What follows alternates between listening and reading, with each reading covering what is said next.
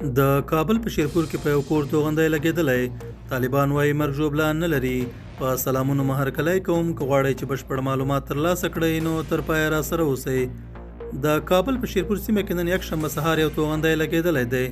د طالبان حکومت د کورنیو چارو وزارت ویان عبدالنافع ټکور ویلي چې توغندی په یو تش کور لګېدلی او مرګ ژوبله نه لري. ښاغلي ټکور دا نه ده واضح کړې چې دغه توغندی له کوم لوري توغول شوی دی. تر اوسه د دغه برید مسؤلیت چا نه دی منلی. په تېرو کلونو کې داعش ډلې چې اوس د طالبانو خلاف جنګیږي په کابل ښار د راکېټي بریدونو پړه په غاړه اخیستې وه.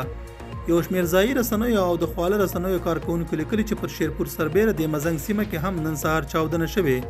خو د طالبانو حکومت د کورنیو چارو وزارت ویان کابل کې د بلې چاودنې په اړه څه نه دي ویلي. دا په تېرو 3 ورځو کې په کابل ښار کې درېیم پرلپسې برید دی. د تېر جمعې په ورځ په کابل کرکټ لوبغالي کې د شپږیزې کرکټ لیګ د یوې لوبې پر مهال نندارچیانو په منځ کې چاودنه وشوه چې 2 کسان یې ووژل او 4 نور ټپیان کړل. هغه پیښه د ملګرو ملتونو د سرمنشي انټوني ګوتریش په ګډون د بېلابېلو لورو لخوا وغندل شوه.